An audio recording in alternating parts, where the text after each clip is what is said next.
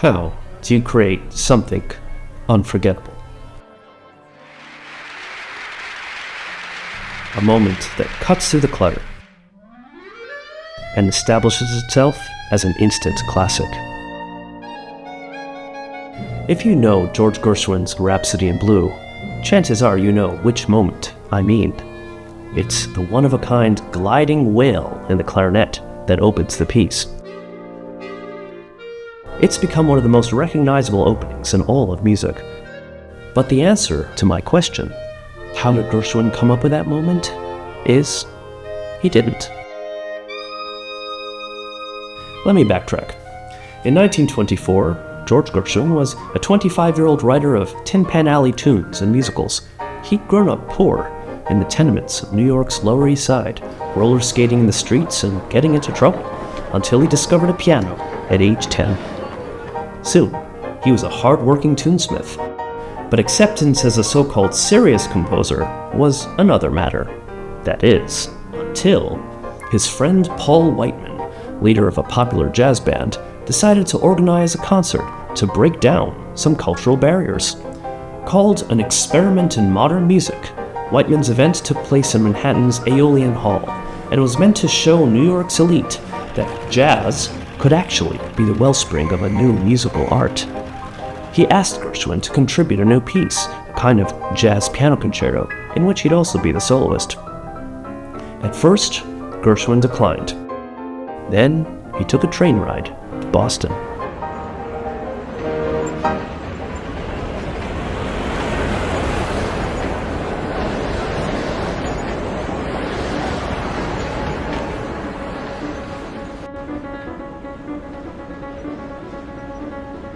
He later wrote, "In my mind, I heard it as a sort of musical kaleidoscope of America, of our vast melting pot, of our unduplicated national pep, of our blues.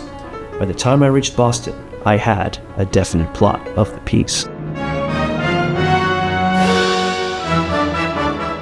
Gershwin put his finger on it. This piece is American music, because just like America, it's made from so many other things. The music's central foundations are, of course, African-American jazz and the blues scale. There's also a grab bag of shout-outs to Tin Pan Alley, Latin dances, and the music of Liszt and Debussy. Gershwin's background as the child of Russian Jewish immigrants comes to life through the piece's klezmer-like clarinet and fusion of major and minor keys, which we'll call the music of the synagogue. It all adds up to a vibrant depiction of not only America, but also New York City, Gershwin's hometown, with all its cacophony, contrasts, and barely concealed romanticism.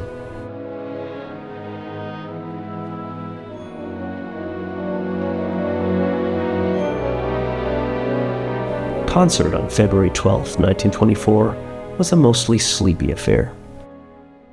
The audience was getting irritable by the time Gershwin strode on stage.